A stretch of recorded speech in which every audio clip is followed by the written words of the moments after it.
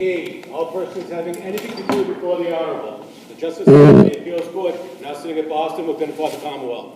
Draw near, give attendance, and you shall be heard. Now see at the Commonwealth of Massachusetts, court is open, please be seated. Thank you.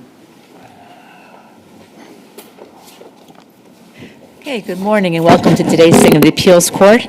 We're pleased that you all got here safely. I will remind everybody in the courtroom that you have 15 minutes to present your argument. We've read the briefs, we've read everything else you've submitted to us. We're familiar with the transcript of the trials, and so you can get right to your most important points when you get up into the podium. Your panel today consists of, on my right, Justice Robert Brennan, to my left, Justice Andrew D'Angelo, and my name is Ariane Vuono. All that said, the first case is Commonwealth versus Alexander Morales, 2024-0730. Good morning. Good morning, Your Honors. May it please the Court. Kevin DeMello on behalf of the appellant defendant, Alexander Benitez Morales. Your Honors, in this case, there were 3 other people in the apartment. There was nothing to connect Mr. Benitez to the gun beyond the mere knowledge of it he expressed during the recorded interrogation. And based on that, the Commonwealth failed to prove that he constructively possessed that gun. If we find that his statement is admissible, you would agree that that would make the evidence sufficient, wouldn't you? I actually don't, Your Honor. In reviewing this case, it struck me that, and in talking about it with some of my colleagues and showing them the video, it struck me that the constructive possession argument is actually the strongest argument here because there are some serious problems with this video. I'll jump right to it. He obviously talks about a gun in the video, but it's so hard to understand exactly what he's saying and exactly what that conversation is that it might prove knowledge, but in order to get to constructive possession, you have to prove the intent to possess, the intent to exercise control, exercise dominion and control. Okay. Sorry. So let me ask you if I could about the video. So it seems to me we have 3 possibilities. Either the video is what the Commonwealth says it is, and if so, it's probative and highly probative, right? Right. Option 2 is it's not what the Commonwealth says it is, and to the contrary, it's exculpatory, in which case jury should still be able to hear it if they can figure it out. Option 3 is you can't figure out what he's saying, in which case it seems to me it's a wash, and it's neither probative nor prejudicial. So why not give it to the jury and see if the jurors can figure out what the man is saying? So this gets into the argument that it should have been excluded, right. Which, again, I think is a slightly weaker argument. But okay. I think to understand here, the prejudice comes not necessarily from the video itself, because I agree with the trial judge. You watch the video, it really isn't very probative. And that's kind of what I'm getting at in my first argument. I don't think this proves the case. That said, the prosecutor made it pretty prejudicial. She argued both in the motion in limine to exclude it, or he argued both in the motion in limine to exclude it, his opening and his closing, that this video proved that this man had the intent to exercise dominion and control. By doing so, the prosecutor invited the jury to speculate on what this video meant, because it doesn't say that. Let's assume the video was excluded for a second. Wouldn't the police officer be allowed to testify to what he thought the defendant said based on being present at that scene? Right. So actually, I think the case law is pretty clear that typically a police officer can testify to his conversations with defendants. It's offered against a party opponent. That being said, that rule is still subject to the substantially more prejudicial than probative standard. And in this case, I'd argue that his testimony, first of all, we do have the video in evidence. My hypothetical was that if it was excluded, though. Sure, so let me focus on the hypothetical. Would you have wanted just the officer's testimony? Because that was pretty inculpatory, wasn't it? It was, and I would have argued that the officer's testimony shouldn't have come in based on the video, because the video does, well, let me back up a little bit and say this recorded interrogation was highly problematic. There was clearly a language barrier here, and there was real questions about whether this officer understood what this guy was saying and whether my client understood what the officer was asking. I'm going to ask a rhetorical question about that, which is there was no motion to suppress, correct? Correct. On the statement, nor was there a motion for new trial where ineffective assistance for failing to file a motion to suppress was raised, correct? Correct. Okay. So you want us to dig in and try and figure out what might have come out during the course of a motion to suppress evidence, evidentiary issues, credibility issues? I certainly understand the court's difficulty with that. I mean, I argued in my brief, and I'll restate it now, that, I think the record is sufficient. You've got the whole Miranda reading of the rights. It's in the recorded interrogation. You've got the defendant testifying about the recorded interrogation. Now, he says he doesn't remember much, but I mean, he's not going to, if he doesn't remember much, he doesn't remember much. You're not going to get anything more out of him by, having another hearing. And you also have the officer testifying about what he did. So there is a record here, if the court's inclined to look into that. And I think, I understand it's a difficult argument, and I raised it because just looking at this case, it raises some serious questions about, the police procedure that was used here. You've got an officer who clearly had a language barrier. Why didn't he? You keep saying that, counsel, and I guess I want to separate what Justice Brennan just asked you about on a motion to suppress. There's not a lot of evidence that your client didn't understand English very well. The officer said he had trouble understanding him, but I think an inference from that is, I had trouble, but I still understood him because, so at least on that basis, Justice Brennan is absolutely correct. What evidence is there about the understanding of English that we could grasp onto? Voluntariness might be a separate issue, which we'll get to in a moment. But what evidence is there about the language barrier being so bad that it wasn't a valid waiver? So first of all, I'd point out that just because the defendant's answering questions doesn't mean that he's understanding what's being asked. And, we've all watched the video. It's disjointed, it's difficult to understand, it's difficult to and the people in this, the officer's saying he has a thick accent, sometimes he's hard to understand. The judge is saying... Let's just be clear, we only saw a clip of the interrogation. Correct. The entire interrogation is like 50 minutes, and the clip that was offered was about 3 minutes or something. Exactly. Right. And I'm not sure that watching the entire interrogation would be very helpful. I've watched it, but in any case, it's not in the record. But, again, I'd argue that in viewing what's in the record, and also the fact that, there's a Spanish interpreter that's used at trial, the officer's characterization of he's difficult to understand, thick accent, I mean, all of that suggests that there's a real problem here. And that perhaps, perhaps the judge should have seen this. The trial judge should have seen that there was an issue and brought it up. I did cite the Harris case, which references a sua sponte duty on the judge to analyze, whether a confession's voluntary. Again, in my brief, I'm not sure it's entirely on point, but, So voluntariness, yes, but what about Miranda? So those are distinct they're concepts. distinct. And Right. what I'm trying to argue is that a waiver of Miranda has to be voluntary, has to be knowing and voluntary. And to that extent, maybe the judge should have a duty to see, is this a voluntary waiver? So the language issue, under your argument, goes to the voluntariness as opposed to the knowing and intelligent? Well, I think it's both. I think... Do you have any case that says that? I don't have a case that says it in terms of Miranda. I cited the Harris case, which talks about specifically a voluntary statement.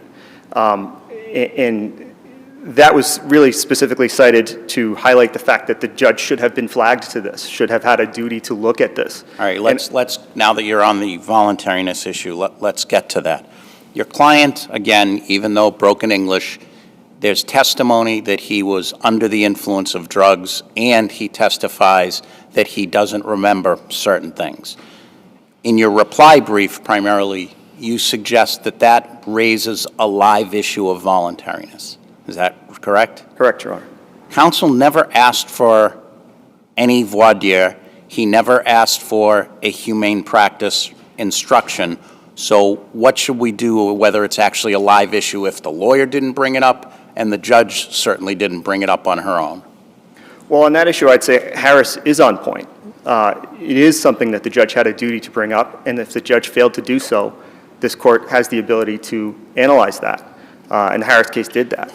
And I think that's something that should be looked at in this case. And again, I think, taking a step back and looking at the broader picture here, this case presents some serious issues, and it should be very seriously scrutinized as to how this recorded interrogation was used in this case. And it kind of goes back to the primary issue, which is, is this sufficient evidence of constructive possession? You've got this video, and I've listened to it so many times, and you pick up words here and there, but the words that you don't pick up can change the meaning entirely. Like he's talking about, I make people touch the gun, or something along those lines. But if the words before that are really hard to make out are, he said, I make people touch the gun, that completely changes the meaning of the thing. So I just think that this evidence, this recorded interrogation, it's not sufficient. It's so ambiguous that it's not sufficient to prove that knowledge element, that intent to exercise dominion and control. But again, the jury was not left with only the recorded video. They also had the testimony of the police officer. They also have the testimony of the police officer, but the police officer's sole knowledge that he's testifying from is based on that recorded interrogation. That's pretty clear from the transcript. If you look at the transcript starting on page about 170 of the first volume, that testimony... Then in that respect, you're saying that the video could actually be used to sort of somewhat impeach the testimony of the officer. Absolutely. I think, in fact, the video kind of the negates what the officer says, because the officer says, yeah, he's saying he's going to get a new gun, but then you listen to the video, you've watched the video, and you're like, well, does it say that? So doesn't that help you? It does help me. Which, again, I think goes back to the first argument, why I think it's a strong argument. Even if all this evidence comes in, it's not enough. It's not enough to... So why are those not jury questions? What to weigh, what to credit, how much weight to give the testimony of the officer as opposed to the video? And if we're taking it in the light most favorable to the Commonwealth, right, and draw all the inferences in the Commonwealth's favor, couldn't a rational juror have landed where this jury landed? So our position is that no rational juror, based on this evidence, could find constructive possession. Okay. Maybe a rational juror could find that this guy knew about the gun. But in this broader situation where you've got 3 people in the house, the only thing is this recorded interrogation, and he's... Even if the jurors say, well, we can't make heads or tails nor tails of this recording, so what did the officer say? And they just go solely on what the officer testified about and take that as the evidence. But the problem with that is the officer's testimony is what happened in the recorded interrogation. So if the officer's testimony says something that's not in the recorded interrogation, how can that be competent evidence on which you can base a conviction? It doesn't seem fair to the defendant. That's not for you to decide. That would be for the jury to decide. Well, Your Honors, respectfully, I think it's for you to decide if this is competent evidence. Actually, no. In other words, I think your point right now is that the officer's testimony is based on a video, and you're saying the video does not support the officer's testimony only because the video can't be understood. Is that right? Correct. Because at one point the defendant says how the gun doesn't work and how it doesn't come back, and the officer's talking to him about that, and that's exactly what the officer testifies to at trial. Says that the defendant says that the gun didn't work, that it was stuck, et cetera, right? Right. So this gets into almost, I didn't cite this case, a Commonwealth versus Pleas argument. That's the case that talks about when an officer or a witness can testify about an identification in a video and whether that witness is in a better place than the jury to see what happened in the video. Mm-hmm. And so this is kind of a similar thing. You've got an officer who's testifying about what happened in a recorded interview that we have, but is he in any better place than the jury to figure out what that recorded interview says? But your argument is that the video shouldn't be admitted. Right. So I guess I know this seems circular, and I apologize, but it goes back to what I said at the beginning, which is if the video had been excluded, the only basis you have to exclude the officer's testimony is that it's prejudicial. It's pretty probative. If you don't have the video in, the only evidence of what the defendant said in that police interrogation room is what the officer would testify to. That puts it pretty high on the probative scale. So your argument about prejudicial, probably not a good one. Right. So first of all, I'm trying to argue in the alternative, right? But secondly, at trial, I would have argued that that officer should not have been allowed to testify to that, even if the video doesn't come in, because judge, look at this video. How could, this is the source of his knowledge. How could he possibly be able to testify to this? Okay. Right. If there are no other questions, Your Honors, then I will rest on my brief. Thank you very much.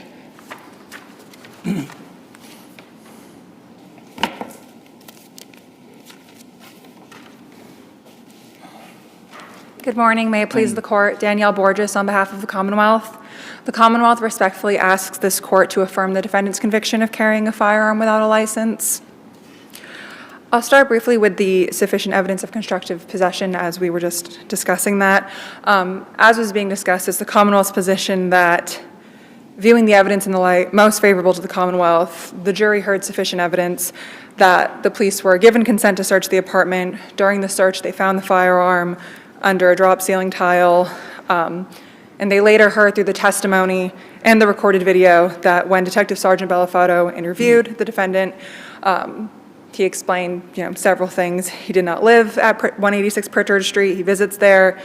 He explained he knew the firearm existed, believed the firearm was broken because it was stuck back, and he was basically working at getting another one from where he got that one from. So yes, while it wasn't a clear as day video, the jury still heard the officer's testimony and saw the video, and therefore it's the position of the Commonwealth that the evidence was sufficient to prove beyond a reasonable doubt that when the firearm was found in the ceiling where the defendant visited and slept, the defendant knew of the firearm, had the ability and intention to exercise control over it. Can we jump a little ahead? Sure. Why wasn't it incumbent upon the judge here to give a humane practice instruction, or at least address in some way the voluntariness of the statement? In regard to the Miranda waiver? Not the Miranda waiver. Just the statement. Yeah, just the statement. Voluntariness as, again, humane practice, which is always an issue, which is, regardless of whether it was a motion to suppress, is something that the jury has to accept before accepting the defendant's statements, or has to find, I should say. It would be the Commonwealth's position that the judge, after watching the video, made the determination that it was not prejudicial. In fact, she said, she didn't, as discussed, she didn't think it added a ton of value, and I think that was within her discretion to, first, the instruction was never requested, but again, it was within her discretion to not give it where Putting aside the video, the officer testified about it. You're saying that voluntariness was not a live issue in this case at all? The Commonwealth's position is that it was not a live issue in this case, where the testimony of the officer, there was nothing there that would have supported an argument that the... What about the sum of all of the evidence, which would include the defendant's testimony that I really don't remember a whole lot, and I was taking drugs? And you woke in a bit of a stupor, if you will. Why doesn't that at least raise the issue on some level? I would say it was just within her discretion to not give it, where I guess then it would come down to a question of whether the jury weighs the statement of the defendant versus the statement of the officer. Are you familiar with a Worcester County case called Commonwealth versus Bohigian? Yes.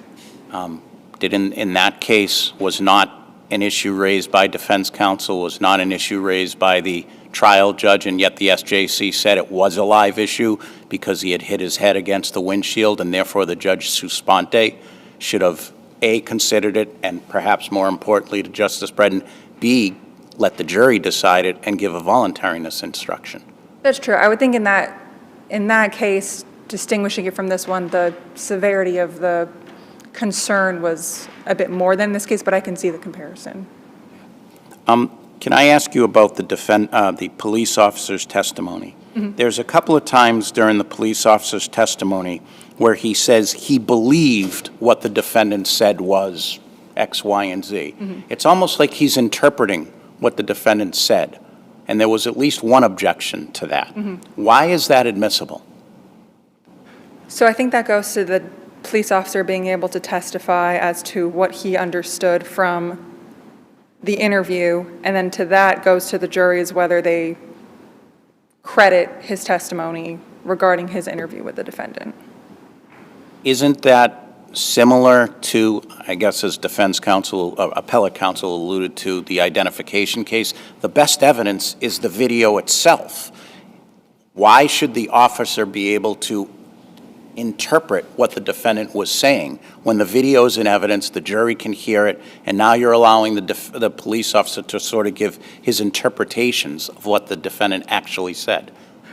I think where the video was not very clear, it was more the police officer testifying and using semantics of I believe he said this. I think that was his takeaway from the interview, but ultimately where the jury did get to see the video and hear the police officer's testimony, I don't think there would be any concern of error there where they could see both and they could see, well, the officer said, I believe he said this, well, what can we hear that he said in the video? Are you suggesting that the word believe is more the officer's verbal punctuation? Correct. As opposed to Not him a- saying, well, I think that's what it says on the video? Right, exactly. So you're saying or I think that's, I remember, or the best of my memory, you're saying it's similar Right. to those sorts of phrases? Exactly, not kind of him interpreting what the defendant was saying during the interview. Okay. Are there any other questions the Commonwealth can answer for this court? Then we rest on our brief. I see Thank no you. further questions. Thank you both very much. Get home safely today. Thank you.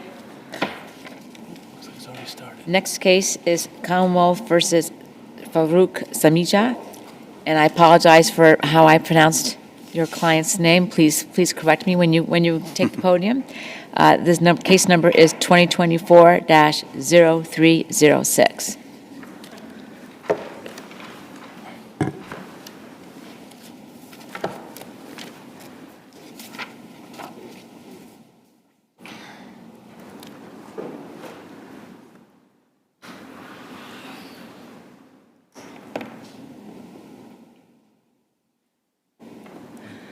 Good morning. Morning. May it please the court, Kathleen Hill for the defendant, FAROUQ SAMEJA. SAMEJA, thank you. Yes. This case, we're here on the denial of a motion for a new trial. It's not a new trial, it's a probation. Violation of probation hearing. Yeah, it's a violation of probation hearing. From the onset, this case is unusual because I wasn't allowed to file the motion when I first appeared at the court, Rentham District Court. And that was because the clerk and the chief of the probation department believed that this could not be done, that this particular motion could not be heard. In fact, it had never been done in that court. So I'd like to remind the justices of the backdrop of this, of why the conversation, the discussion with the judge occurred. The first hearing was, are you allowed to plead this? Right. Can I ask you a question about that? Go ahead. And I was going to ask the Commonwealth, procedurally, what standing does the probation department have to file a motion in opposition to a probationer's motion for new hearing, or Well- even argue it? In this case, arguably, what happens is I go to the district attorney first. And so the district attorney took no position on this. And so then therefore, when you look at the actual hearing of the proceeding, the district court did not, the district attorney did not appear. So then it would have been the probation department that prosecuted this. So, and so then what we try to do is we try to work with the probation department, which is what we did. And then also, too, you will note that because the district attorney took no position, the probation department took a position that they were amenable to a resentencing, but would object to that portion of a final probation hearing with regards to that, and that they had some file.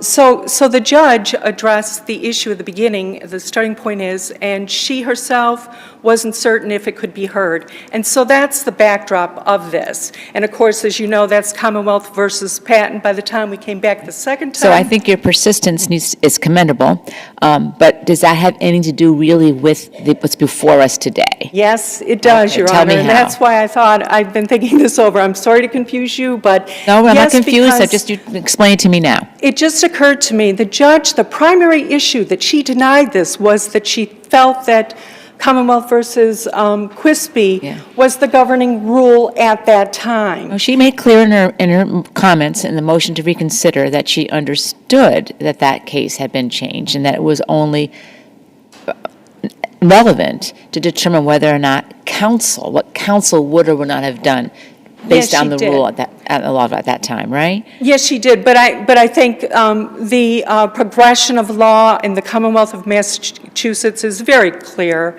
Commonwealth versus Sylvain and Commonwealth versus Marino, is that it's retroactive to the actual time, this process. And she was focused on just during that period, that judge at that time, not taking into consideration that it was retroactive, that it would be applied. So I feel that if... But even if it's retroactive, isn't the inquiry here whether counsel at that time, 20 years ago or so, at that time, representing your client at the violation of probation hearing, would have known, such that his conduct would have fallen below what an ordinary infallible lawyer would do? Well, I think the motion is supported by the affidavit of the trial attorney. Obviously, what we're saying as trial attorneys appearing before the court at that time, no, he would not have known that Padilla was retroactive and that it applied, and he would have not made an argument. And in fact, that's the purpose of the affidavit. He states to the judge what his common practice was. Obviously, he wouldn't ask for the maximum sentence. No trial attorney would. But what he does recall is that specifically he did not ask for 364 days versus 365, and he wasn't aware that of the consequences that it morphed into an aggravated felony. What do we do with the fact that the judge was not permitted at that time, technically speaking, for the reasons that it would have been requested to give a 364-day sentence? Not that some of us didn't, because believe it or not, I was actually in the district court in 2002. But having said that, and we all looked and shook our heads, perhaps, or many of us said, well, we'll do the 364, fine.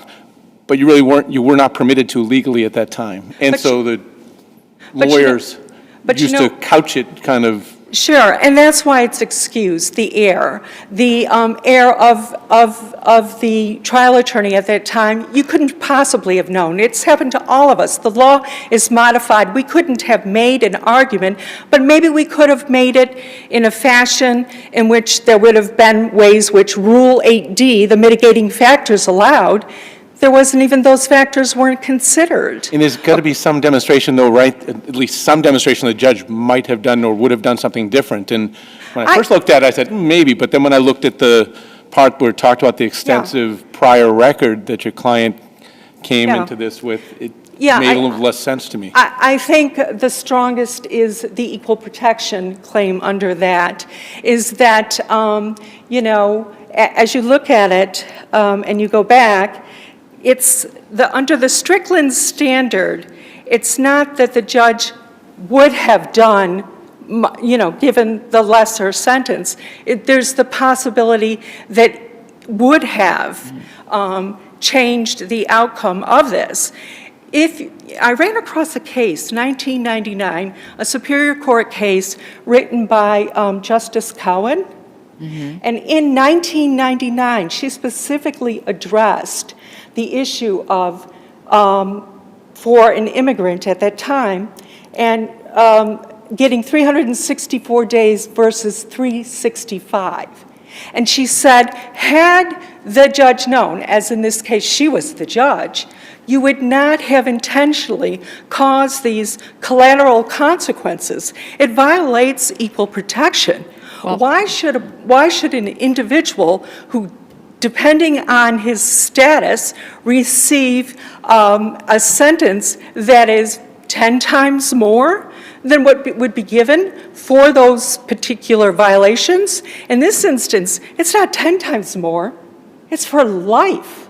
This individual was here for 30 years.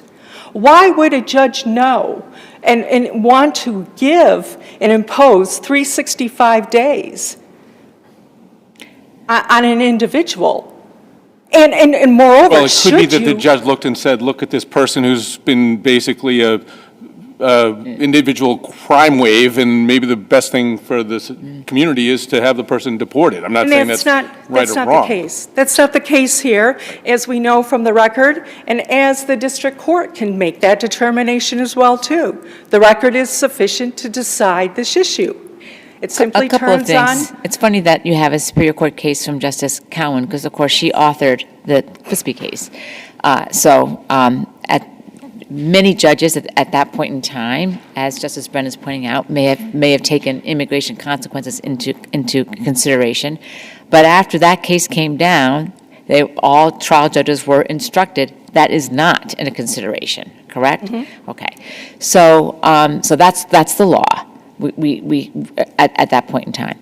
How does that change when you say that Padilla and Marino, et cetera, are retroactive? And Marino, of course, absolutely overturns that case. Why isn't that snapshot, and this is what I'm still having some struggling with, why isn't that snapshot in time accurate? And Because, Your Honor, it's fundamental, it's basic, it's a principle. We applied a law at the time, and it wasn't right. We can think of other laws that were not right. And so the purpose of equal protection and retroactivity. I understand that. And this is a difficult case because, of course, things did change considerably, potentially in favor of your client, right? So I understand this is a difficult case, and I appreciate the passion. But the issue is not just what law we're applying, whether it's correct or not, but what counsel would have done based on that snapshot in time. I think that's could be drawn and should be drawn from his affidavit. He would have, had he known, and he didn't know, that it morphed into an aggravated felony, a simple misdemeanor, you wouldn't have, that would be in violation of your CPCS, your ethical duties and representation of your client. You must zealously advocate for a sentence that is fair and reasonable. So let's assume that this is like a normal ineffective assistance counsel claim. What should defense counsel have argued? Well, he's excused. That is why it's retroactive. It's a constitutional right. We recognize these constitutional rights that are embedded in our Constitution, and when they're interpreted or the laws are amended to change, we apply them, we correct them. That's what I'm asking this court to do. I understand all that, but under the ineffective assistance prong, you have to show that better work would have accomplished something different. So what would his better work have been? His better work would have been, had he known, he would have advocated for that. But he couldn't legally. He couldn't go argue, it's almost like jury nullification. He couldn't go up there and say to the judge, 364 days so he won't get deported. That would have been an improper argument. So what would he have argued? I think you're looking back, you're not taking, excuse me on that, the principle of retroactivity means there's no blameworthiness. That's not an answer to the question. We haven't heard an answer to Justice Sancho's question. What should have he said? Well, I did state my brief what he should have said. Obviously, he would have advocated for less, maybe even 6 months, because he hadn't received a sentence on this subsequent offense more than 6 months. I mean, ideally, the other wrinkle, and which you have addressed, but you might want to have an opportunity to address it again now, is the judge was aware of the immigration consequences here because your client had been in removal proceedings and had just returned from Louisiana. So it wasn't as if the judge was unaware of the consequences, maybe, we don't know, but not unaware of your client's predicament. Right, but that wasn't the issue, and that's not why we're before the court, and that's not why we filed it. The issue was not whether or not the judge was aware.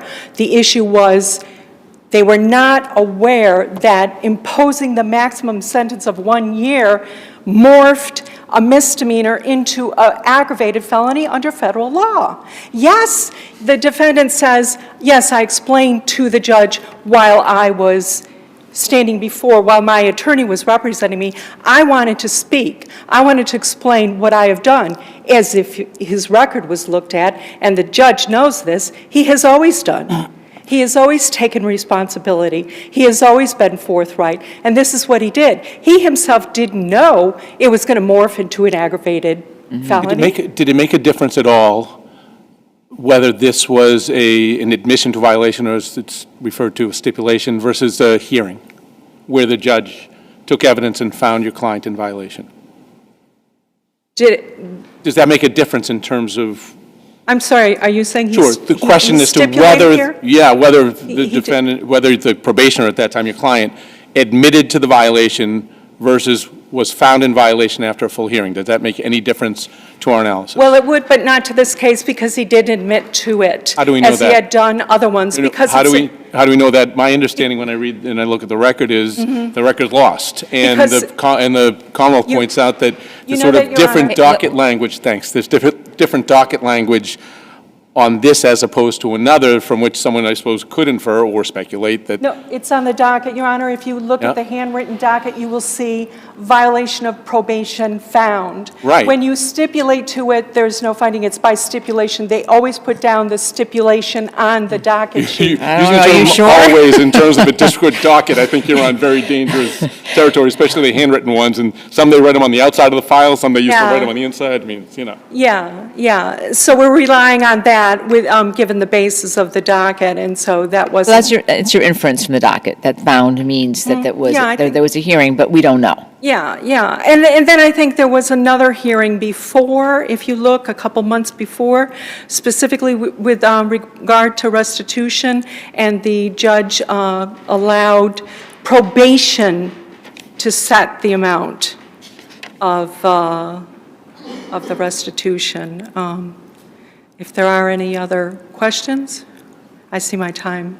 Thank you is very up. much. Thank you.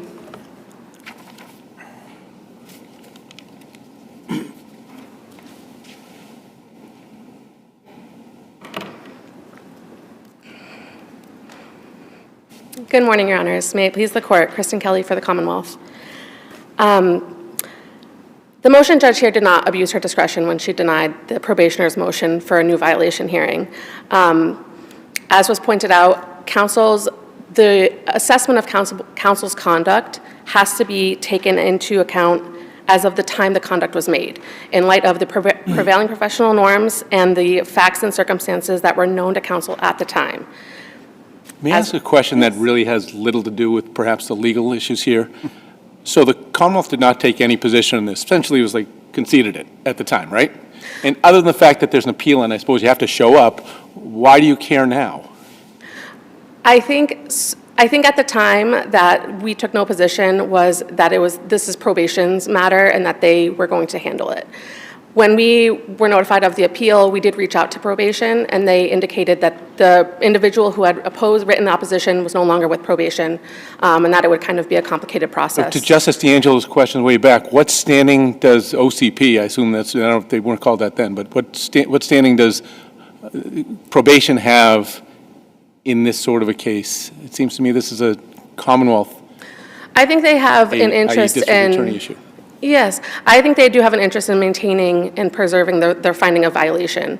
We did not participate in the violation hearing, but I would argue, do have an interest in preserving that and making sure that violation stands. So on any case where there's a violation of probation, you think the office of the probation can file an appearance, have a lawyer come down and argue it? I don't know that absolutely, but maybe they could have the option to. But yeah, at this point, our interest here obviously is in align with the judge's findings and to make sure that her findings stand, because we do find that, again, the QUISP was the case law that was at the time, and assessing his reasonableness and the conduct, whether an ordinary fallible attorney would have done something different at the time, we can't say that. It's not there where he followed the law at the time. The retroactivity analysis, yes, so Marino did overturn QUISP in the footnote. But I would clarify that the Sylvain application of Marino, the retroactivity, focused on Marino's holding where it applied Padilla obligations on counsel in situations where they decide to go to trial. It did not apply the holding in Marino about counsel's affirmative duty to argue for a lesser sentence in order to avoid immigration consequences. And I would submit that that's because that is a new rule. It is contrary to... Are you saying that portion of Marino is not applied retroactively? Is that your point? Yes, because that is contrary to case precedent at the time. So when that was decided, it was overturning a prior case, and the retroactivity analysis where if it's a new rule, it's not applied retroactively. So the other holdings, yes, it's the same coin as Padilla, where it's the duty to inform your client the consequences of pleading, applying that to decision to go to trial and the conviction of it.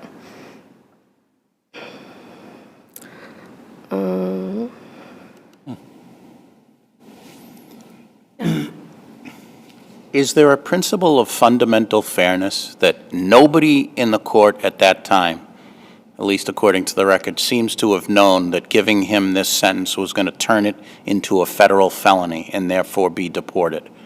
Doesn't that sort of cut against fundamental fairness, that nobody knew that this was going to be the result? And that should err to the probationer? I guess potentially, yes, but I think at the end of it, the judge could not have considered it anyway. So whether it's under, an equal protection argument, the reason it has that disparate impact is because of the immigration consequences. And given the case law at the time, the judge could not have considered it. So I think for that reason that, counsel here was effective. So if there are no other questions, thank you. I rest on my brief. Thank you. Thank you. Very much.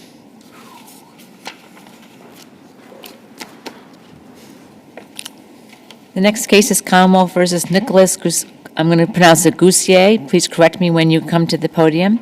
Case number 2023-1506.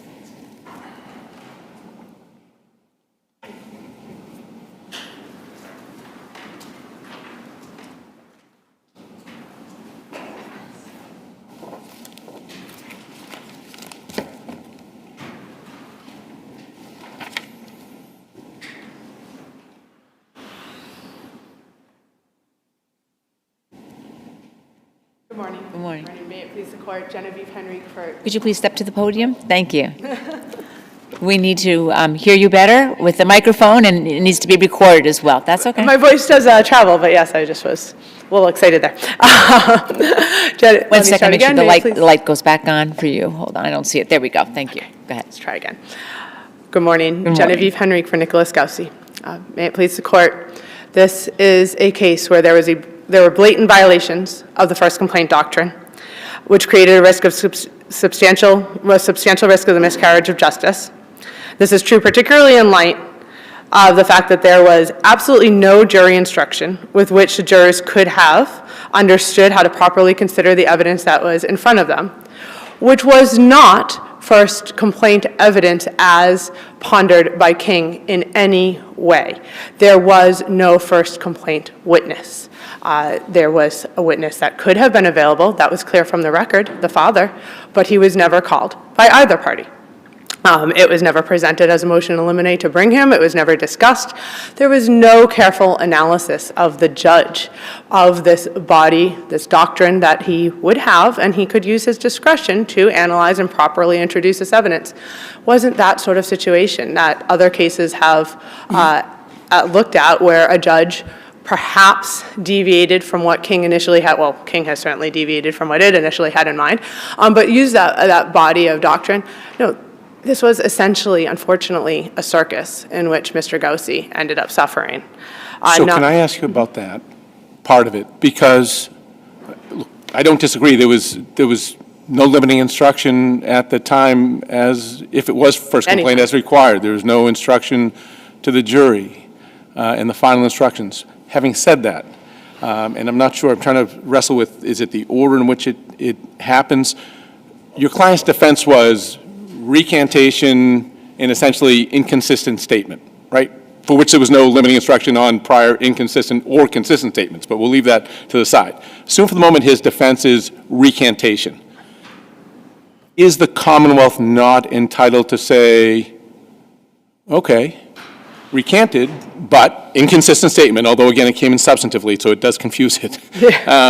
But gave a consistent statement to father, mother, anonymous person, whomever that may have been, the CAC or DCF, I mean, you name it. So first of all, I think you used the word assume, and that's as far as what the defense strategy was, and let's just. Well, they opened with it. They opened with, they did with the inconsistent statements, certainly, but more, the focus of the defense, I would suggest, was more on the inconsistencies of her memory and the timeline and when they lived there. And the recantation, though I'm not going to try to argue that it wasn't used at times throughout the case, I would suggest that if it really was the focus of the defense, there were several areas where trial counsel could have pursued that, particularly when he put on the defendant's case and called mother. He never followed through with the recantation at that point. He recalled Detective Hart. He never followed through with recantation. And at that point, as Commonwealth would suggest, the door certainly was open as to that being substantive and on the table. It wasn't pursued. So suppose instead of putting the detective on first, which again, the case law is pretty clear that it's fraught with danger, which seems to have been realized here, but assume the victim testified first, okay? And is testifies only to what happened, and then is cross-examined about the recantation, if you will, and the inconsistent statement. At that point, assuming that, I'm trying to get my head around it. Yeah. Assuming that, Me too. would the Commonwealth have been entitled to put in, at least within the judge's discretion, some evidence of, well, I told my father, and I told my father exactly what I'm telling you. Well, I told my friend, and I told my friend just the same thing. Well, right? I think that at that point, an issue could have been raised, brought to sidebar, and argued based on whether or not there was a foundation being laid, whether there was, it is different from cases where those inconsistent statements were opening up something that was clearly a laid out strategy, and that was never brought, and it was never analyzed by the judge, so the trial judge never entertained whether or not that would have been admissible. It just was back to the circus that it was of complete violation of the doctrine. Well, if it didn't come in on impeachment, or if the Commonwealth in rebuttal to the impeachment, if it's not coming in for fresh complaint, which it clearly couldn't have, the only way it would have been admissible would have been as a prior consistent statement, correct? Correct. And defense counsel's cross-examination suggested that the motive to fabricate was very early on, almost at the beginning of these allegations. Isn't that right? The motive to fabricate versus the suggestion that it was, I disagree that the defense strategy was that there was a motive to fabricate. Again, it was not that an assault occurred, which goes back to, again, the original purpose of first complaint. There really was no argument that an assault occurred. It was more in this, and the recantation doesn't go against this as a defense strategy.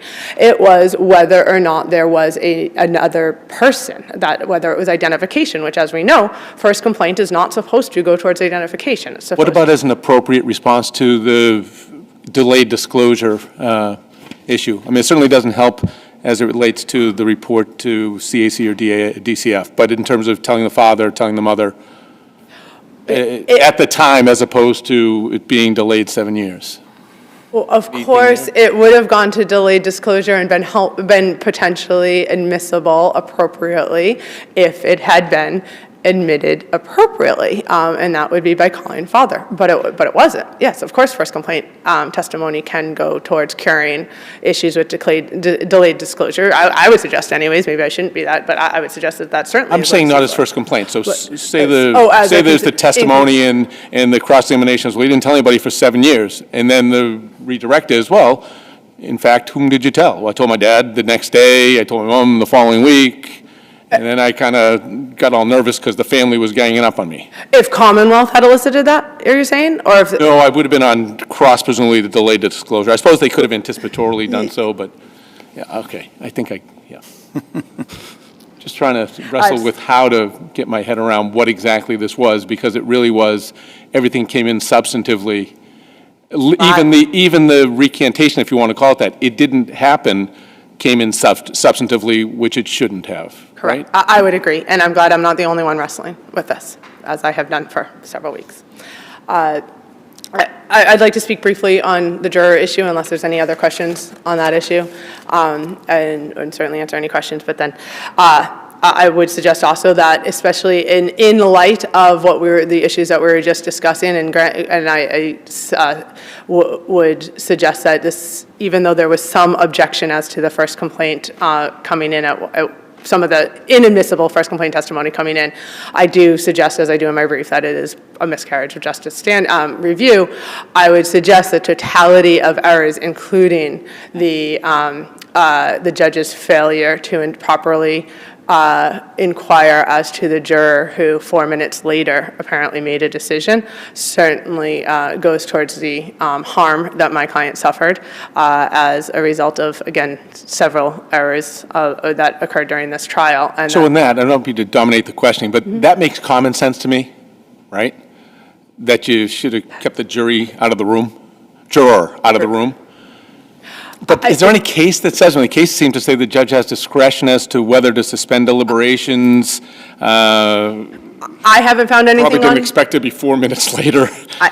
I think the term common sense is so important to this argument, because that's really what it is. It's as human experience. What can we say about what was wrong? What feels wrong about what happened as you read that transcript? As to a case on point, no.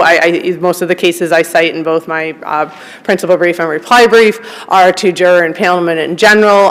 Certainly, I think the argument that it would be some sort of discrimination against the juror for being that Commonwealth makes in their brief, that it is completely unfounded, because really it's quite the opposite. It would have been a judge inquiring and then potentially dismissing based on just this individual's own experience, stating that he's incapable. So if you're writing the rule, you're us writing the rule, what is the rule? When a juror raises a concern, you must suspend deliberations case by case, and in this case, should have, even though it's discretionary, abuse of discretion? Where are we on that? I think we can look at this two phases, which would keep it open to potentially being a discretionary rule. I think the judge could have properly.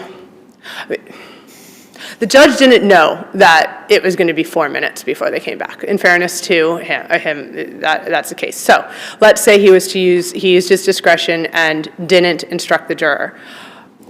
When they did come back 4 minutes later, he did have the opportunity to poll the jury at that point, and he did not, even against the. Yeah, did that make him? There's only 6 of them, and they say, so say you. This was a still, person, so say you all, and all of them say yes, and you hear them say yes. It would have been something, or there could have been something on the record. It could have been an inquiry. I mean, it could have been, again, just recognizing that this judge did not, and being human and all of us fallible, he didn't know that this was going to turn around 4 minutes later. But do I think that there could be a better vetted rule? Almost 4 o'clock. I'm sorry, I'm just saying, when you say nobody knew, I mean, it was a few minutes before 4 o'clock when the day ends. True, but 4 minutes, I mean, 4 o'clock, 4:30, it was truly 4 minutes that they came back, or even less than. I recognize that. But yeah, maybe they should have known. And in this case, certainly, I would suggest that the judge should have used his discretion to continue the recess that was requested by both parties, hear from both parties. They were going back, it seems from the record that they were gathering case law, and to then take what they had and properly vet whether or not this juror should have remained in the juror.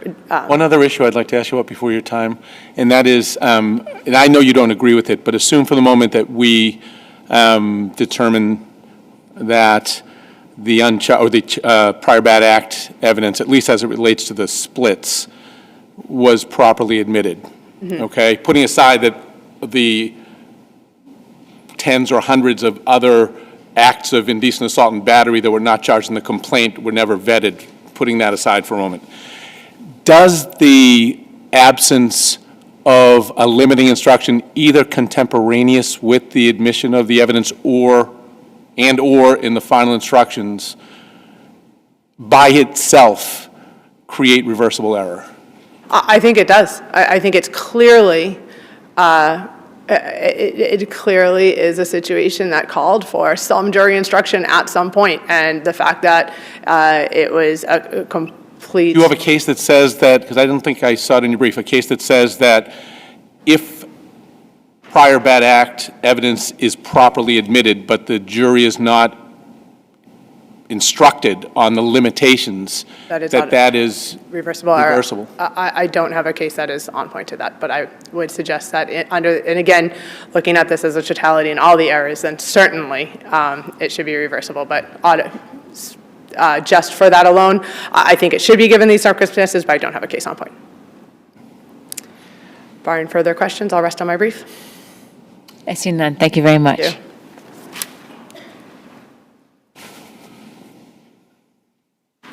Good morning, Your Honors. May it please the Court, Stephen Nato on behalf of the Commonwealth. Before I get into the first complaint issue, I think I must begin as Attorney Mary Lee, who wrote the brief, began by acknowledging the problems with this record. Grave concerns, not how it should have been done, and aside from an action from trial counsel or the judge, it was incumbent on the prosecutor to be sure that the evidence we present in a criminal trial is done properly. And that was not done here. I can inform the Court that was addressed with the prosecutor herself and has been, addressed in training and frequency of retrainings generally across the board. Thank you. Be that as it may, I think relying chiefly on McCoy, although a couple other cases, the numerous evidence of multiple disclosures and the absence of the limiting instruction does not give rise to a substantial risk of miscarriage of justice given the defense strategy here, which was both to highlight the recantation and also to challenge the adequacy of the police investigation. And so to that end, the sort of circumstances surrounding the recantation and then what prompted her to come forward after so many years, I think is admissible. And then how the law enforcement heard about the disclosure and how they responded to it, I think then becomes admissible to explain their own actions in the case. What about the fact that, putting aside the opening, which is an evidence, the Commonwealth was the first one to put it out there by putting the detective on first, and then getting in that there was a prior disclosure to a mandated reporter and naming the alleged offender. I mean, that was the first foray evidentiarily, if you will. Right? Yes, and again, I have no defense for how it was done here, but just, the case was clear that this was an allegation against the defendant, likely or almost certainly would have come in had the order been proper. Do you think there are any circumstances where this detective should have testified regardless? I mean, it used to be, again, in the old days, you put him on just to show you did an investigation. But I think the cases are pretty clear now. You can't just prop up the police officer with nothing to say. I agree, and certainly from our perspective, I know that the defense wanted to call her as a witness and did in his case for other things. So on our cross could have rehabilitated through that. Again, not how it should have gone here, but I think in substance, properly drawn out, the substance would have come in basically the same.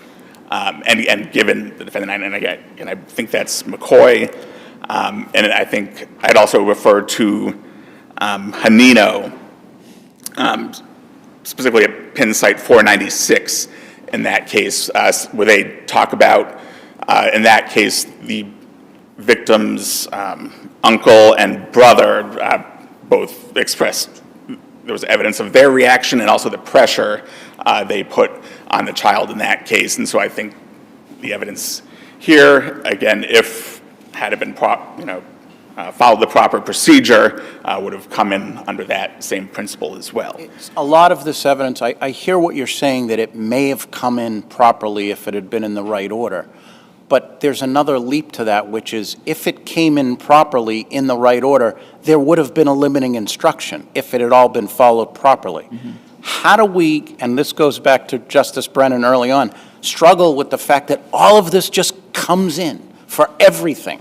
How is that not a miscarriage of justice when the case law is clear that those instructions are there for a reason? I agree, and this is a tough record, but that's, I think, McCoy. Again, there was no limiting instruction there, and there was testimony, again, not just the victim, but the detective, the victim's mother, and I think the same nurse also testified. So a lot of the problems in McCoy are present here, and this court nonetheless found no substantial risk based on the defense. And so I think, again, it is the nature of the defense that, if we were looking at this thing for prejudicial error, perhaps, but I do think McCoy at least stands for the proposition on this record. Do you agree with the proposition that all of the testimony regarding the indecent touching 3 times a week over some undetermined amount of time, but many times,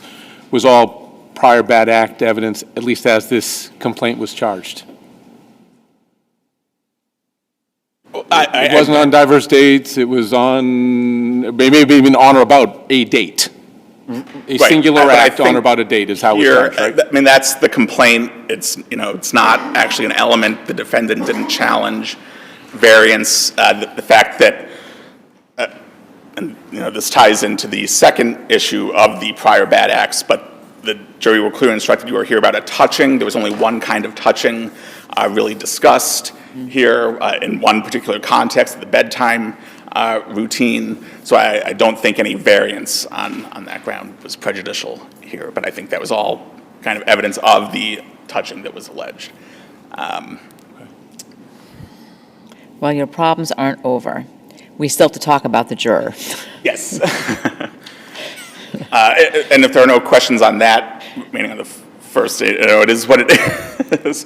But turning to the juror issue, there I think the judge acted well within his discretion. Obviously, the juror was having some concerns with his faith and his role in the system, but those were sort of kind of generalized, almost like ruminations on his own, devotion and what his role in it. There's nothing that seemed like he couldn't do it. He just had concerns, and I'm not aware of any case that says. It was pretty clear by expressing the fact that he was concerned about whatever decision he made would have an effect on him personally in another cycle of life.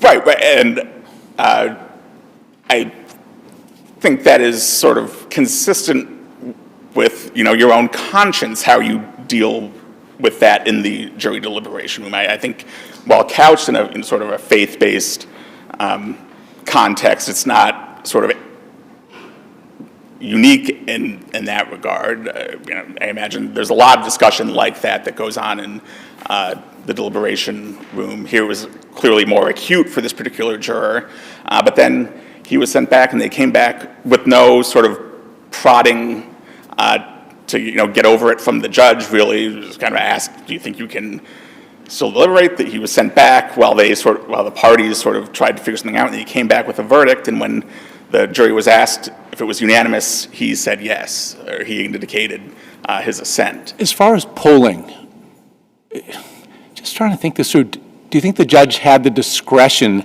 given the length and the substance and the depth of concern that this juror expressed, had the discretion after the verdict to voir dire that juror individually and to affirm? I've never seen it, but I mean, you poll them in the courtroom and everybody, one at a time, yes, yes, yes, yes, or guilty, guilty, guilty, guilty, whatever it may be. Do you think there's any room for the judge, if there was some concern, to say, let's bring juror 17 back up here and say, boy, it's 4 minutes. Did you really satisfy all of those rather apparently deeply concerning issues that? I think, I'm familiar with, if it comes to light that a juror is exposed to extraneous information, you can call them back after the verdict. So perhaps there's a discretionary thing, but I don't think anything required the judge to do that here. And again, what about basic fairness and maybe getting the right result, if you will, and making sure it wasn't a result of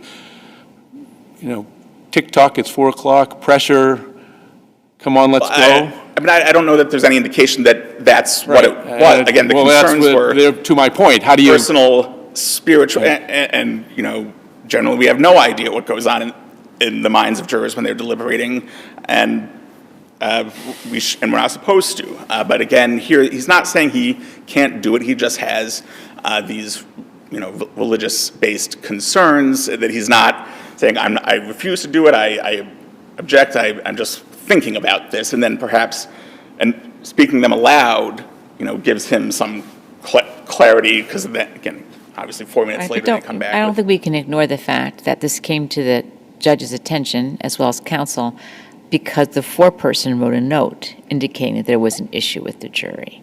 So there was more than just a juror ruminating and trying to wrestle with conscience, et cetera. And I think that's somewhat ambiguous. We don't know if, again, we don't know what the discussion was. If the juror at issue said, I'm having this problem, and the foreperson asked, would you like me to flag this for the judge as the foreperson, or if, the foreperson was alarmed. We just don't know. I don't think there's any indication there's nothing particularly explosive in what the juror says. I don't think that, Well, is it reasonable to infer that the jury deliberations were being affected by this juror's I don't know that there's ruminating, as you put it before? There's no, I think, indication of that necessarily. The note referenced only this one juror having the issue. There's no indication that it, and it's a very personal issue to that juror. There's no indication that it spread. And there's no indication that the juror felt a religious conviction that he had to convict, but for some reason couldn't, or either way. I think he seemed pretty... So as an experienced appellate attorney and one who probably prefers a clean record, what would have been the better, or if you think there would have been better practice for the judge in this situation when confronted with this particular juror and the attorney saying, well, can you give us a couple minutes to figure out what we want to do here? Well, I think the better practice would first have hopefully gotten a clearer answer from the juror. Do you believe you can continue? And then, I know you're getting to the end of the day there, perhaps suspending for the day, letting the parties come back in the morning. But again, I don't know that any of that was required here, and I would suggest that the judge... Required or not, that the judge said, quote unquote, the issue is now moot. As far as the judge was concerned, once he was notified, he or she notified that the verdict came in, that was the end. That was the end. Right. Right. And so was that permissible, a discretionary call, or was it more of an error of law? Because at the same time, permission had been given to counsel, both of them, to address the issue. I think the judge said, go out in the hallway and see what you think. And so two things were happening at the exact same time. Yes, and so I think I'm not aware of any authority that would suggest it is a legal error or outside discretion specifically, nor do I have any case directly on point that says this was A-okay, but I do think the judge's reaction shows his own personal, not this wasn't dynamite or something. This was what it is. It's over now. And if he had, strong convictions that this was a real concern in the moment after talking to the juror, something else could have been done. But the record doesn't show that. Okay. When is it ever an abuse of discretion not to poll a juror? Because I hear you when you say maybe not an abuse of discretion, and I'm struggling in my mind right now. Not necessarily if this isn't the case, I don't know what one is, I'm not going that far. But when is it an abuse of discretion? I think perhaps if there's some indication of, a hung jury or disagreements among jurors, again, you can't inquire too substantively into the substance of deliberations. Well, the reason why I ask that is, can we infer from the judge saying they're nodding their heads affirming or whatever he says, that is sort of an informal polling in his mind. I guess the corollary to that, or the converse to that, would be if a juror's going like this, Right. maybe that would force a polling. But Yes. can we take anything from that he says they're affirming by nodding their head? I think so, yes, yes. I mean, the judge is, present for it. He had the prior conversation with this juror who had the concern. He's able to view his demeanor both during that interaction throughout the trial and then when they announce the verdict, and he confirms that it's unanimous. And there he sees no problem, and I think he is within his discretion in so deciding. I see I'm running out of time here. Happy to answer any of the questions if there are any. Thank you very much. Thank you very much, and thank you for your candor as well. We appreciate it, as always. And also to the two of you, a safe trip home. Doesn't look like it's too bad out there, but be careful. The next case is number 2024-0389, YURIY Margulis versus Danielle RIVLIN. I guess that would be Daniel RIVLIN, excuse me.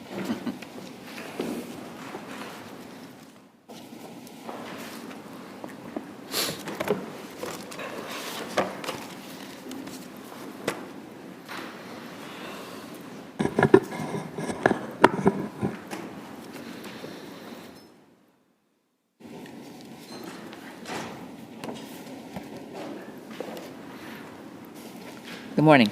Good morning, Your Honors. May it please the Court, Jeremy Weltman for the plaintiff appellant in this matter, Mr. Margulis. This appeal requests that this Court reverse a motion to dismiss that was allowed in the Superior Court based primarily on litigation privilege. The facts in the timeline of various real estate attachments are important here.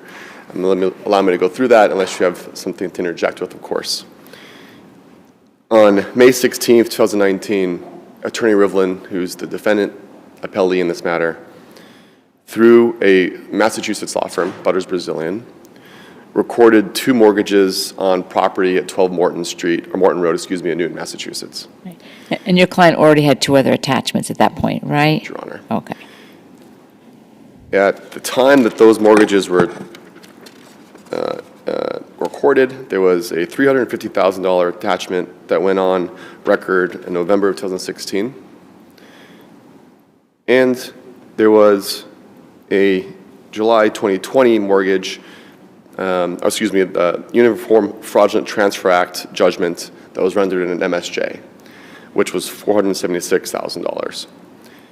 Between those two, the May 2019 Butters Brazilian / RIVLIN mortgage goes on record.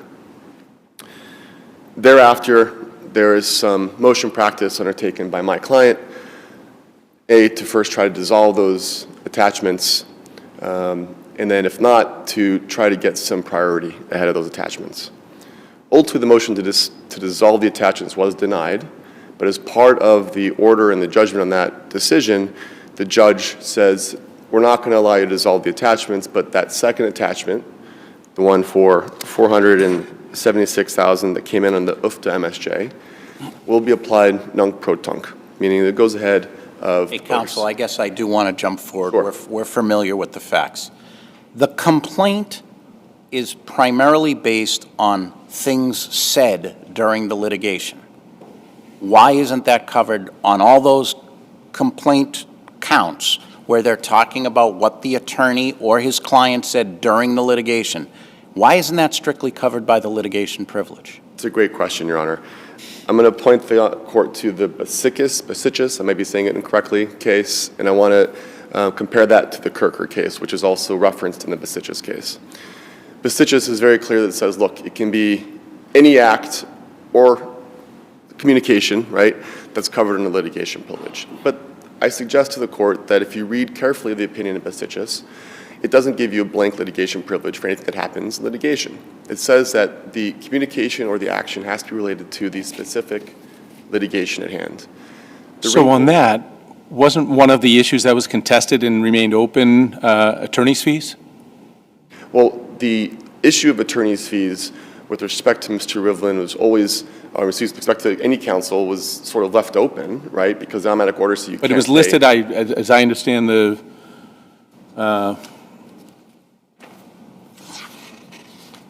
argument on the other side is that that was a contested issue, and so that conduct relating to that issue would be conduct related to the proceeding and therefore covered by the litigation privilege. I may not be getting it exactly right, but that's my sense of it. Why not? Well, first of all, there's two reasons. Number one is, while the issue of attorney's fees was quote-unquote left open as part of the ongoing divorce proceeding, the automatic orders are very clear. And the automatic order said you can't encumber any property, joint property, even for attorney's fees until there's That agreement. sounds like it's a great argument, which I think was made in the New York court.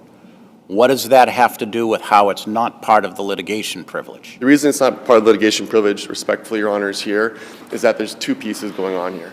There's what, excuse me? There's two mortgages that happen to go on record Could you here. please talk a little bit closer to Absolutely. the? There's two mortgages at issue here. They're both recorded at the same time, but one is for $100,000 for Mr. Rivlin's case. I suggest to you that that is part of that litigation. They go to Mr. Rivlin's attorney's fees in the divorce proceeding. The issue I take here, and the reason I'm trying to raise a distinction here in Besichis in reference to Kirker, is that it also included $350,000 to pay Massachusetts lawyer for Massachusetts litigation that had nothing to do with the divorce proceeding. All right? It was, and the Brothers Brazilian affidavit, which I referenced in the papers, says, Mr. Butters, I recorded these two mortgages, one for $100,000 for Mr. Rivlin's fees and one for $350,000 for my fees, at the direction of Mr. Rivlin in New York. He told me it was fine to do it. He wrote up the papers. I just recorded it. I suggest to you that if this was simply a case about the $100,000 mortgage that paid for Mr. Rivlin's fees in New York, it would be encompassed under Besichis. But I suggest otherwise, that because it also included $350,000 of attorney's fees related to a completely different litigation that had nothing to do with the divorce, that it comes outside of the penumbra of that overarching protection of litigation privilege that Besichis lays out for us. There's a difference here, because unlike in Besichis, which, yes, has to do with the fact that there's an allegation that the attorney moved forward on a trial or divorce trial that didn't need to be done because he's trying to exclude creditors of the husband, that all had to do with that case, that divorce proceeding. This is different, and it's different simply because it includes money for litigation in Massachusetts. Massachusetts litigation that my client undertakes against Mr. Bitton has nothing to do with Anna Bitone, has nothing to do with the New York divorce. It has to do with business litigation, claims of malfeasance with respect to development of property, arbitration award that he gets in that respect, a Uniform Fraudulent Transfer Act award he gets in that respect, a judgment he gets recently in the assessment of damages hearing, over $2 million in that respect. This is a separate situation. My client isn't going after Mr. Rivlin for what he did in New York. My client's going after Mr. Rivlin for the way that he orchestrated a conspiracy, I suggest in the complaint, or fraud on Mr. Margulis with respect to his claims in Massachusetts, independent of the divorce.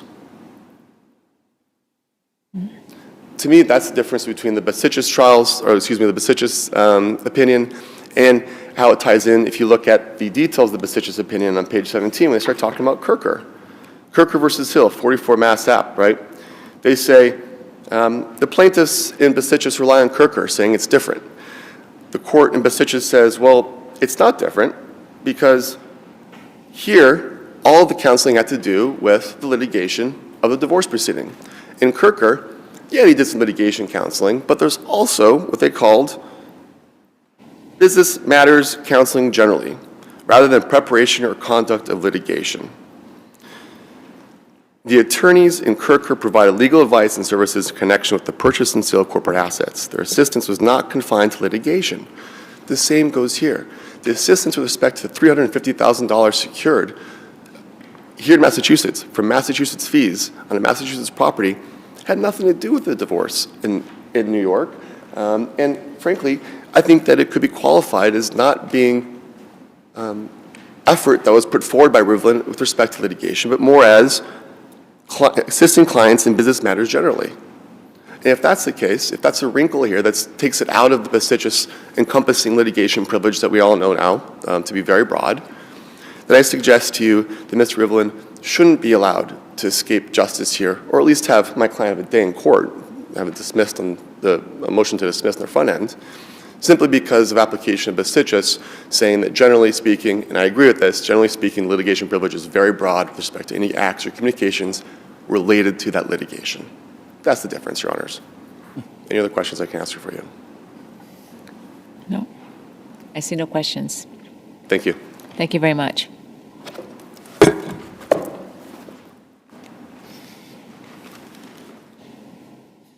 Good morning, members of the panel. May it please the court. Melissa Bailey on behalf of the defendant, Daniel RIVLIN. This case presents an archetypal example of application of the litigation privilege. The trial court properly dismissed all of plaintiff's claims because they all arose out of statements and conduct made by Attorney RIVLIN during his representation of the plaintiff's ex-son-in-law in his divorce proceedings in New York. As the Supreme Judicial Court made clear, and now I don't know if I'm pronouncing this correctly, I was going to say the Bassicus case, but I suppose when on the transcript it'll read the same. The litigation privilege provides absolute immunity to all attorney statements and conduct that has some relation to the litigation proceedings. It's so broad. The purpose, right, if I read BENITEZ correctly, is because you don't want attorneys to feel like they have to divide their interest between advocating for their clients and protecting themselves from some sort of, and I'm quoting, retributive or retributive suit, right? So that's the underlying purpose of it. Exactly, and that's why it is so broad. How does filing something to cover your own fees, how does that in any way support that purpose? Well, I'd like to answer that in two parts. So first of all, we think that the litigation privilege absolutely covers the collection of attorney's fees. But first, that's not what this case is actually about. If you take a look at plaintiff's, well, first of all, in plaintiff's brief, he states that recording the mortgages, and I'm going to quote directly from his brief here, in and of themselves and in a vacuum is not an improper act. So here, this is where I want to clarify what the case is actually about, and it's about the statements that created what plaintiff calls a conspiracy or a tortious plan, and all of those statements and conduct occurred during the divorce proceedings. So if we take a look closer at plaintiff's actual complaint, the allegations in the complaint, which I submit are different from what we've heard on appeal in the argument today. He asserts 6 claims: civil conspiracy, negligent misrepresentation, reckless misrepresentation, fraud by omission, intentional infliction of emotional distress, and negligent infliction of emotional distress. Each of these claims requires more than a simple act of filing a mortgage. The only other conduct that's alleged in the complaint is conduct related to Mr. RIVLIN's representation of Mr. Bitten in the New York divorce case. And I can go through the examples here. It's all laid out in paragraph 23 of the plaintiff's complaint. He has subparts A through G. In A and C, he alleges that Mr. RIVLIN misrepresented the equity in and obligations on Mr. Bitten's property to the court during the divorce case. In paragraph 23B, he alleges that Mr. RIVLIN permitted Bitten to pay his Massachusetts attorney's fees. It's not clear how this relates to the priority of the mortgage in any case, but this was still conduct by Mr. RIVLIN during the divorce case. In paragraph 23D, plaintiff points to statements Mr. RIVLIN made in a motion in the divorce case. In paragraph 23E, plaintiff alleges that Mr. RIVLIN omitted information from a May 28 stipulation of facts in the divorce case. In paragraph 23F, plaintiff refers to a statement accounting for a statement of accounting for work done in the divorce matter that was submitted in response to, that was submitted by a different attorney, Attorney Butters, in response to the motion to dissolve the Butters Brazilian mortgages. In paragraph 23G, plaintiff does not identify any statements or conduct by Mr. RIVLIN. He just says that the timing of the mortgage was suspect.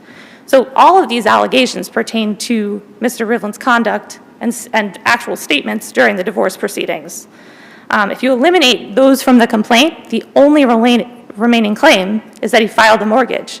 And I don't think plaintiff even claims, and as I've stated, he concedes that that alone is not sufficient to satisfy his burden.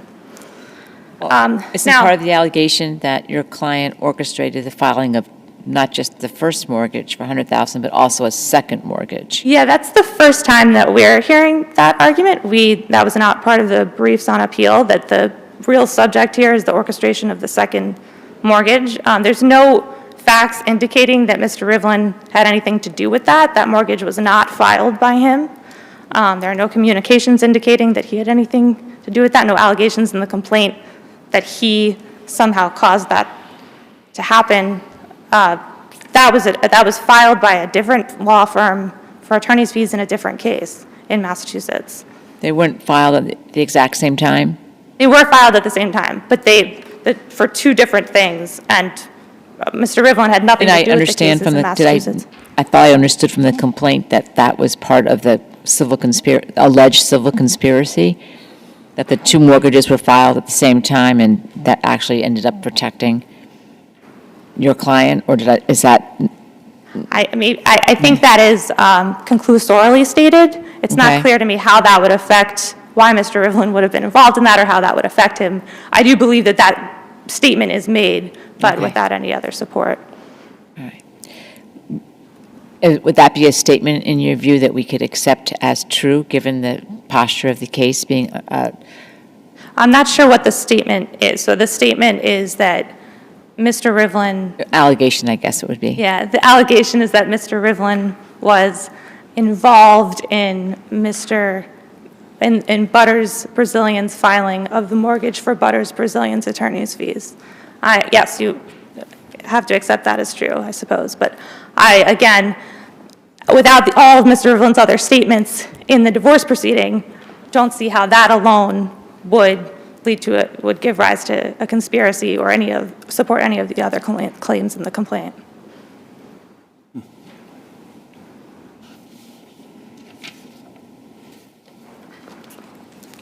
All right. Do your honors have any other questions? I'll just check with the panel. I don't see any here, I don't see any there. Thank you both very much for your arguments. Thank you very much.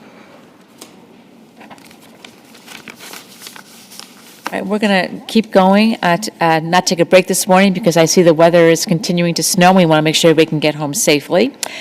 So I'll call the next case, which is 2023-1479, the Cook Family Charitable Fund versus Frozen 4 LLC, and another.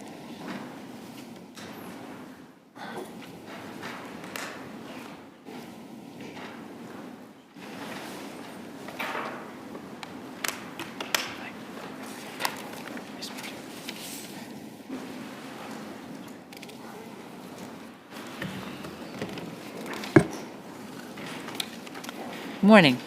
Good morning, Your Honors. Good morning, Your Honors, and may it please the Court, Ed Daly and Elizabeth Patonova, on behalf of the Cook Family Charitable Fund, and Mr. Cook has joined us today and braved the weather. We raised a number of issues in our appeal, but I want to jump right to the critical errors in the judge's analysis below. The first is the judge engaged in fact-finding at the motion to dismiss stage, and that critical fact that dictates his analysis was that the only thing that the charity was required to do to receive the donation was submit the letter of support. That's not what the complaint says. The second error, and this compounds that first error, is that the judge only looked at single statements in the complaint and not the complaint as a whole when assessing what the claim here was. So instead of looking at the complaint for what it was, which is allegations of 2 years of promises made, promises broken, and the charity being strung along with the promised donation just around the corner, the judge looked at these different misrepresentations under a microscope, in isolation, and to the exclusion of the other claims in the complaint. Okay, so our review is de novo. Correct. So we read the complaint with fresh eyes, so to speak, all right? And your point is that the complaint establishes ongoing development, expenditure of time, energy, and money on the basis of this promise. That's correct, Your Honor. Okay. Go ahead. Sure. And so if you look at the judge's analysis, and I'm not just suggesting, but requesting that the court does not take the similar tact of this framework of either it's the first promise or the second, but we're going to ignore the third and not consider them all together. If you look at the complaint as a whole, looking at the misrepresentation claims, that claim, it begins in May and July of 2019. And the representation was simple. Mr. Verga, Frozen 4, approached the charity. This wasn't the charity soliciting donations. Mr. Verga approached the charity, and he had a deal, a request, and that donation had strings attached. The deal was, in exchange for a donation, the charity would be listed and designated as Frozen 4's charitable support organization. That's paragraph 6 of the complaint. Paragraph 7 of the complaint explains what that means, and that means more than just sending a letter. Paragraph 7 establishes that, and this is the memorandum that Mr. Verga shared with Mr. Cook explaining the charity's role, which is, this is the plan for positive impact that the charity, that Frozen 4 was required to put together in order to get a license to open up shop in Marshfield. Is there anything in the complaint that alleges that any of the trust programming was necessary for the defendant's PPI? Yes, Your Honor. Okay, where is that? It's overall, but I want to direct your attention to, When you say overall, that's kind of... overall, the entire story is that the entire request is in exchange for your support, which means providing programming that is necessary for the plan for positive impact. That is what the charity provided to the Frozen 4. Are you saying that when we look at a complaint to determine whether it sufficiently alleges the claims that we do sort of an overall story analysis? The analysis is... I'm familiar with that approach. The analysis, you read the complaint as a whole, and you don't read the allegations in isolation. So when I want to point to paragraph 10. So yeah, just give me at least one. Sure. Paragraph 9 and 10, and that's February of 2020. Mr. Verga announces to the charity several things. First, that he received the host community agreement, and second, that the Cannabis Control Commission appointed the charity, the Cook Family Charitable Fund, as Frozen 4's charitable organization. Paragraph 10 says, that's again the donation, which is $50,000 over the course, within the next couple of months, to enable the fund to continue and start programming in ADI communities in southeastern Massachusetts. That is, I'm providing this money, this donation, to enable the funding for the programming in the ADI communities, which is defined in the memorandum discussing the plan for positive impact. So the reasonable inference, and it's not a leap, it's barely even a skip, is that the reason for the donation was to put together the programming, which is a required element of the application and the continuing license. I understand looking at the complaint as a whole, but when I jump to the individual count at paragraph 30, all that's listed there is that the fund agreed to be listed as a community support organization. And then similarly in count 2, paragraph 37, it's the exact same language. So it's almost like that was the agreement according to the specific counts. So why can't we just focus on the counts language? Respectfully, I disagree, Your Honor, because count 1 and 2 incorporate by reference each of the paragraphs in the complaint. And paragraph 7 explains what it means by being listed as the community support organization. And it's more than sending a letter. It's following through on the obligations of providing the good work on the ground in the community that's required for the license to open up shop in Marshfield. And if there's any doubt about that, I'll direct your attention to paragraph 15 of the complaint. And this was a paragraph that the judge seemed to ignore in the analysis of both the misrepresentation and the charitable subscription. And that is, in February of 2021, Mr. Verga was approached by a PR firm on behalf of the charity with a press release that captures the entire agreement between the parties. And Mr. Verga was presented that and returned comment and didn't object to it according to the complaint, essentially implicitly endorsing the press release and the headline. And the headline is important. That again captures the deal.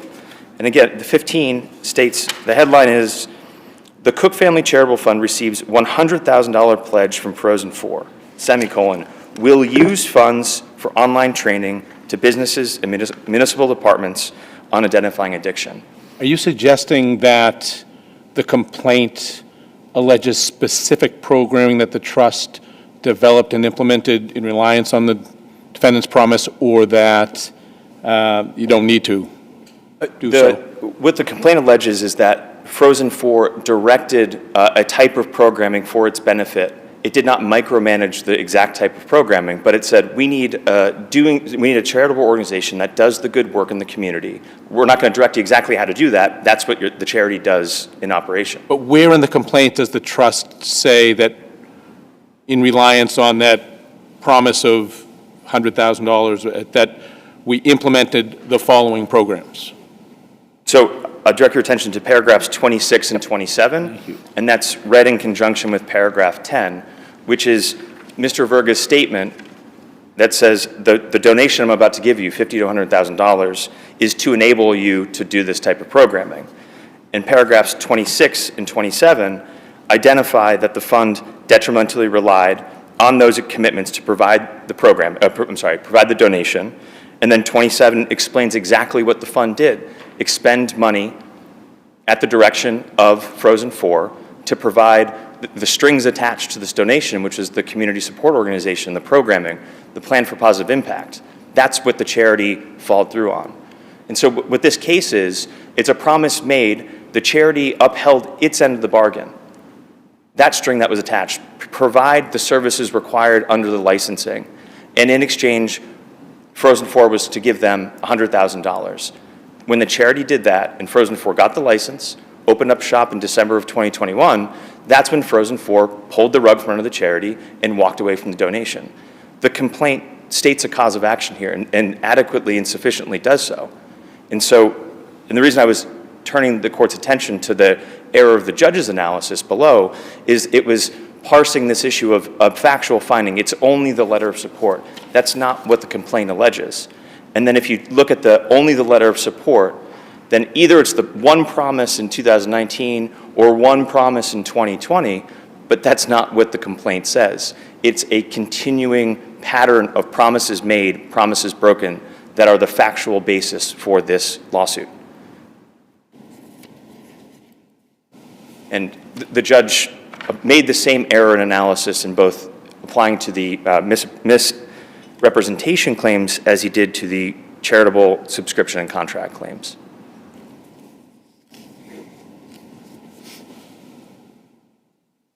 Your Honors, if there are no further questions, I rest on my briefs and request that this court take the four corners of the complaint, read it as a whole, see the story for what it is, what the allegations are, and that is there was a 2-year pattern of deceptive conduct that Mr. Verga and Frozen 4 promised a donation in exchange for the charity's support. When the charity provided that support through being listed as the community support organization and actually acting as that community support organization, bless you, that's when Frozen 4 pulled the rug out from the charity and didn't donate a single dollar to the charity. And for those reasons, we request that this court reverse the decision of the lower court and revive the complaint. Right. Thank you, Your Honor. I see no further questions, so thank you very much for your argument.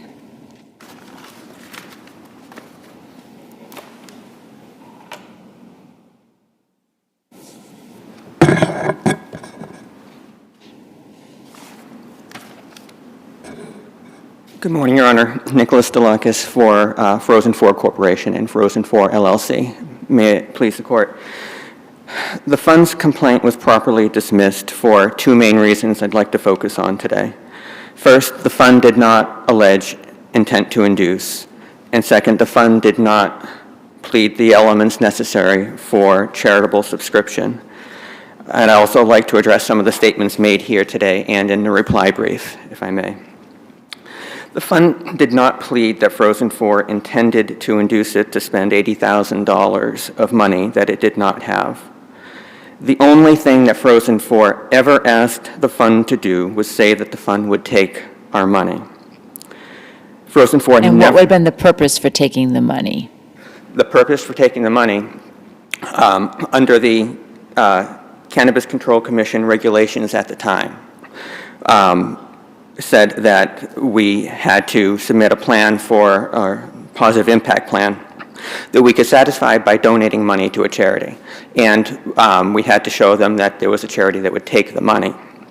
So we never asked them to go out and develop programming or to use the donation in any way, and we never needed them to.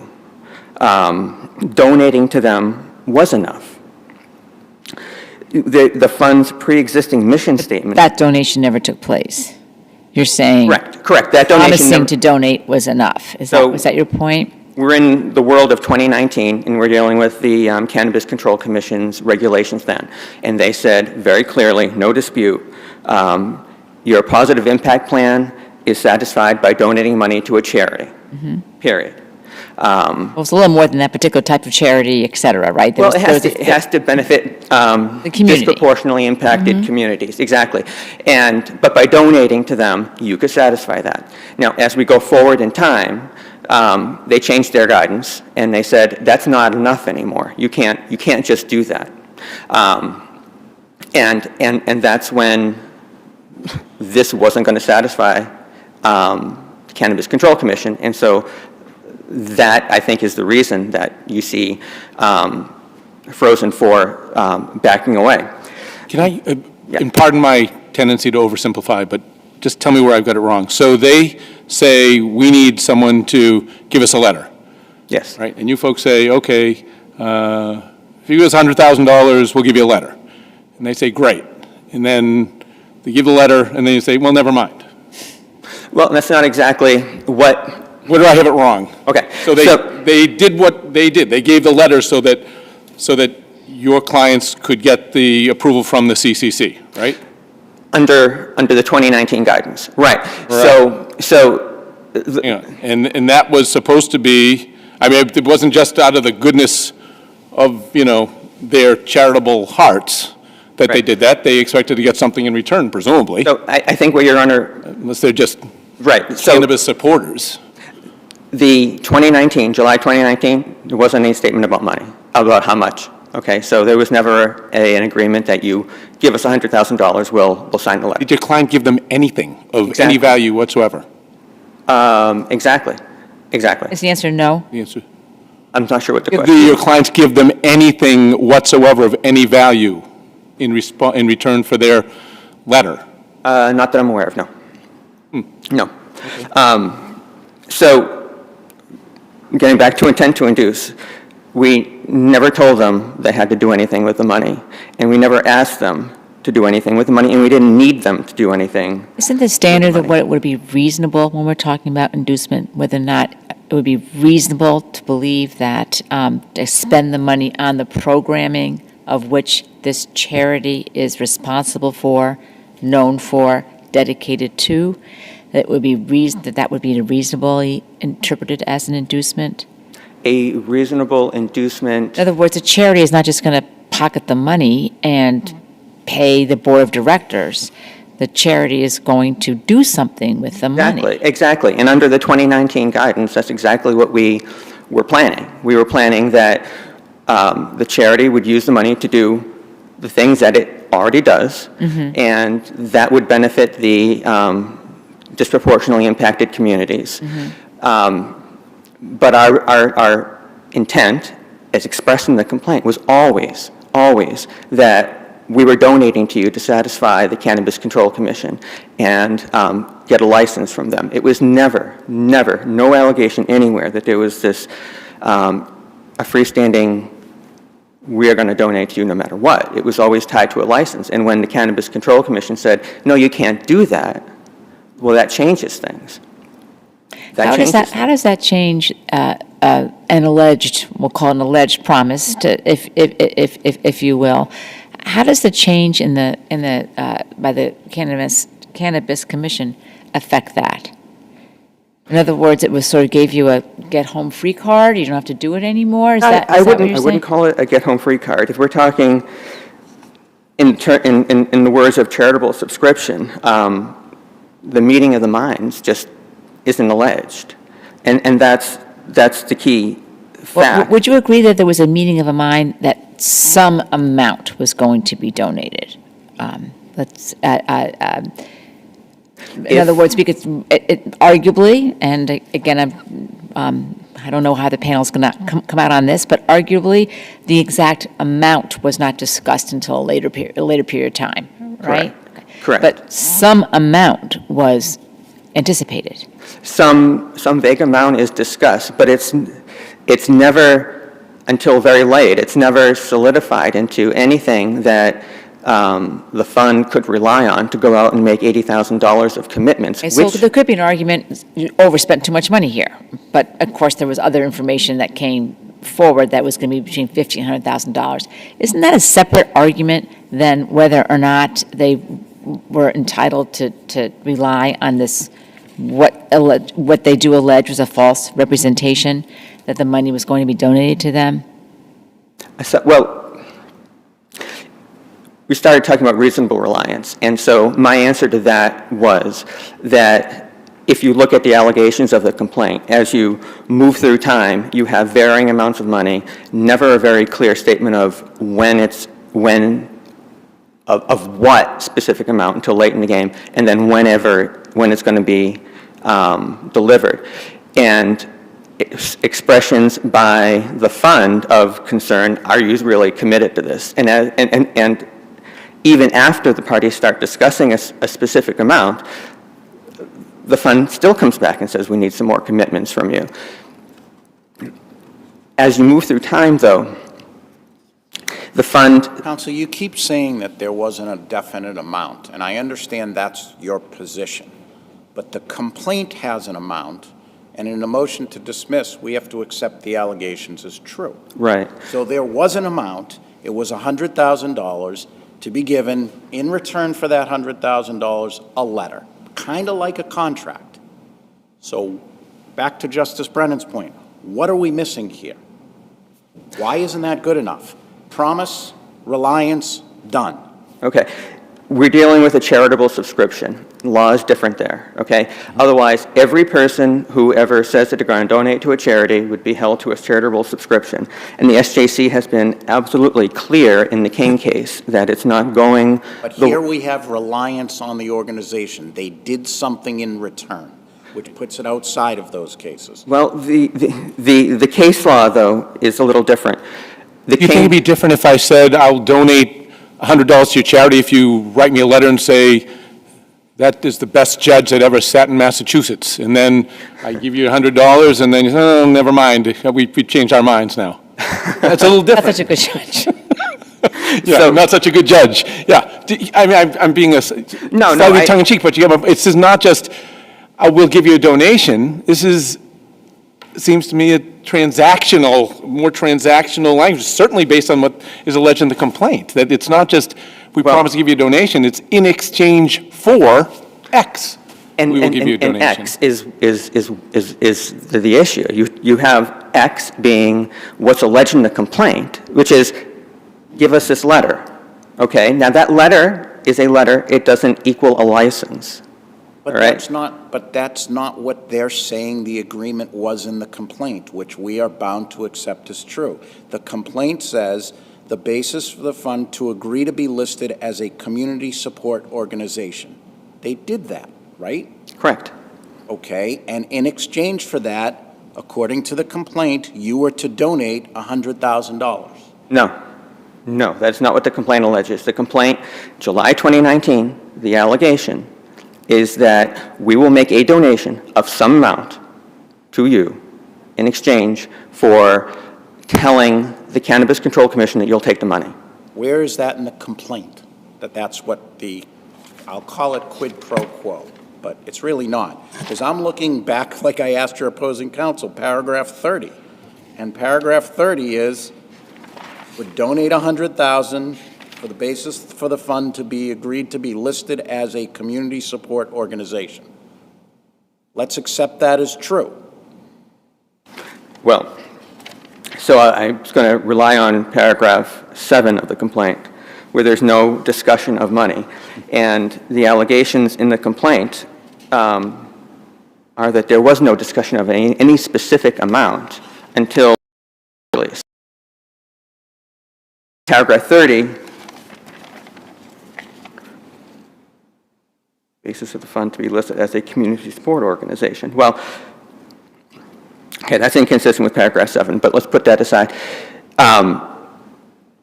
They were listed as a community support organization, but no harm flows from that, okay? Listing as a community support organization in a complaint doesn't equal going out and spending $80,000 in commitments that are not specifically alleged in the complaint about when they were made, to whom they were made. They say that you should look at the complaint in a holistic manner. If you do that and you look at all of the... So according to the complaint, I didn't write the paragraph, but the fund spent $48,000 to get programs up and running after February 2020 in reliance on the contract. Isn't that sort of detrimental reliance? Not in the charitable subscription context, no. What No. would be then?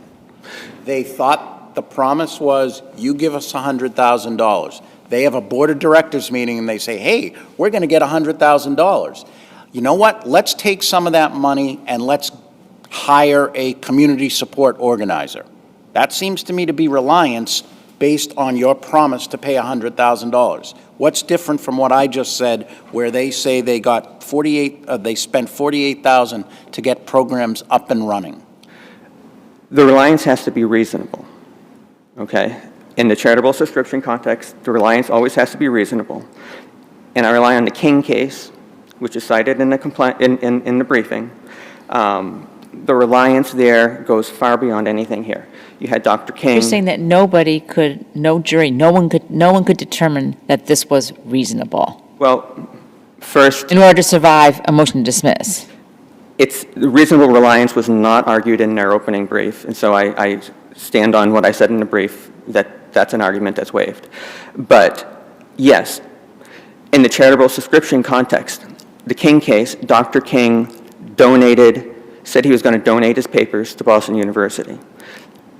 And he actually gave them some papers, and he continued to give them some papers in the SJC, and he required them to scrupulously care for those papers, okay?